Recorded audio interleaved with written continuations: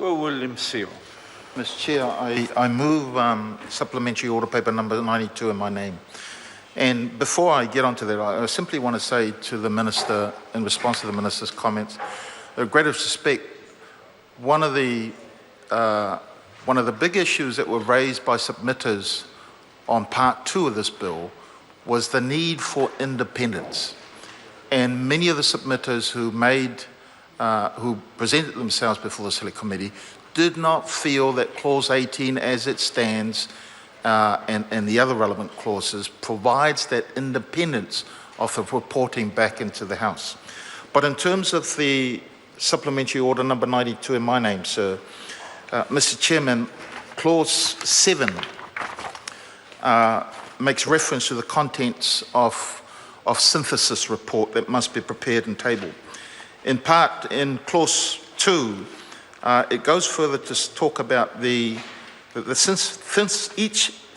synthesis report must describe changes to the state of New Zealand's environment over time, including if information in the report is able to be compared with that in the previous synthesis report, changes to the state of the environment since that previous report was published. B, how the state of New Zealand's environment measures against national or international standards. My supplementary order paper then asks that this House support the insertion of C, and I quote, how the state of New Zealand's economic and environmental activities impacts on the Pacific region's climate and ecosystems and its people. Further, sir, I ask the House to consider also in Clause 10 the content of the domain reports. Again, in Clause 10.2b, it says, in addition to the matters set out in subsection above, each domain report must describe, and then again, A, changes to the state of the domain over time, including if the information in the report is able to be compared with that in the previous domain report, changes to the state of the domain since the previous report was published. B, how the state of the domain measures against national or international standards. My supplementary order paper then asks that we insert a new Clause C, which says, and I quote, how the state of New Zealand's economic and environmental activities impacts on the Pacific region's climate and ecosystems and its people. So a couple of weeks ago, I was privileged to attend the Fiji parliamentarians' workshop on key issues for the region. And one of those key issues, sir, was the environmental impact on the climate change. And it was interesting in the discussion, sir, that the Pacific are well aware of what's happening to the region, to the ocean. The earth is warming, the climate is changed, and that is having an impact on rising seawater levels. They acknowledge that the acidic nature of the ocean is growing, which in turn has an impact, sir, on fresh water, on agricultural production. And they asked me, you know, does New Zealand care about what happens to them in the Pacific region? And I said, well, sometimes we do and sometimes we don't.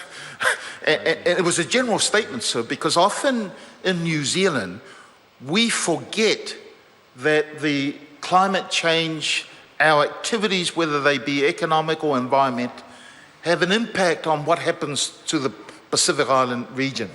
In fact, it is the belief of the Pacific Island countries, sir, that the harm that they are experiencing with rising seawater level, etc., and the frequency of the tropical cyclones and the impact that those cyclones cause is not caused necessarily by the activities of the Pacific Island nations themselves, but are caused more so by industrial nations. And when the Pacific Island nations talk about industrial nations, they look to New Zealand, their neighbour, they look to Australia, their closest neighbour, and then other countries in the vicinity of the Asia-Pacific region. And so I think this is an opportunity for us, because when it comes to addressing climate change, it's a leadership issue. It requires individuals to stand up and be counted. It requires governments to stand up and be counted. And the Pacific Island nations have for many, many years attempted to voice this at the highest level at the international forums, whether they be, Mr. Speaker, Sir William Seal. Whether they be the United Nations General Assembly or whether they be with international organisations such as IPU, such as the Commonwealth Parliamentary Association, or with Parliamentarians for Global Action. They take every opportunity to try and raise this.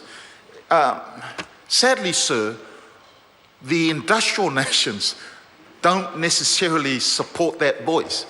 They might shake hands and pat people on the back, but they don't take a strong view in support of this. I think, sir, this is an opportunity for us. It's a simple matter. We're asking that our officials report to the government of the day in terms of how our internal actions, whether they be economic activities or whether they be environmental activities, how does that impact on the region? How does that impact on our Pacific Island neighbours? And I think, sir, it's a good starting point, because with that information, the government of the day, whether it be national or whether it be Labour in 2017, whatever, the government of the day can use that information, sir, to develop strategies, to develop policy ideas, to even target aid projects in the region, projects that will help them address and mitigate some of the impact of climate change. I'm not saying, sir, that what we will do is simply find the answers to all the issues that the Pacific are experiencing. What I am saying, sir, as a close neighbour, in recognition of our constitutional relationship with many of the Pacific, in recognition of the special relationship that we have with the Pacific, I think, sir, that we have an opportunity, a leadership opportunity, to know the state of our internal affairs and how that impacts on our neighbours. See, I was talking to members of the New Zealand First Party earlier, Dennis O'Rourke, and what's interesting, sir, he's just come back from an international conference where the same issue was raised. And we would say, countries like Tuvalu and Kiribati are going underwater. There are huge questions that we've got to start asking ourselves as to where these people go, if in the event that they do get swallowed up. And so issues like who then owns that piece of seawater, issues like how do we protect the ocean and the many benefits that it attributes to people. I do have a dilemma here. The member is straying outside. I was just about to stand up when I had some advice from my right that I should do so. And I didn't want to be seen to be being advised by members on my right, but Mr. Scott was correct. The member is straying. It's just that he was disorderly in indicating it. So the point I'm making, sir, is I'm asking the government to introduce the supplementary order paper to Clause 7 and Clause 9. It is nothing. It is simply asking the officials to report on our state of affairs, whether our internal activities, whether they be economic or environmental, what kind of impact does that have on the climate, on the Pacific region, on their climate, on the ocean, on their ecosystem, and on the people themselves. Because sometime in the future, we've got to prepare for that impact. I want to read out a statement that Peter Dunn wrote in his policy of last year. He says that the benefits of responsible and practical action now will be realised in the long-term health and prosperity of New Zealand's environment and its people. And I'd say, sir, not only New Zealand's environment, its people, but also on the environment of Pacific region. Sir, I was told that the environment is a defining issue. If we believe that and we accept that that is genuine, I would ask this minister to respond whether he thinks this is a good idea. And if he thinks this is a good idea, then I challenge him, sir, introduce that in the bill in this reading here.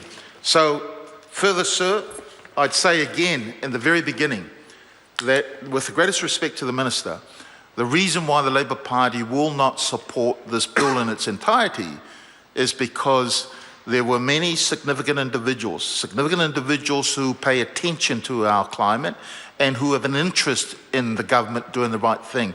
They do not feel confident enough, sir, that the bill as it stands ensures that we have independence of how that is to report it, of the minister not being able to have the influence in what gets reported, but more so, sir, they don't have the confidence that what we're getting in terms of the reports will be of best practice.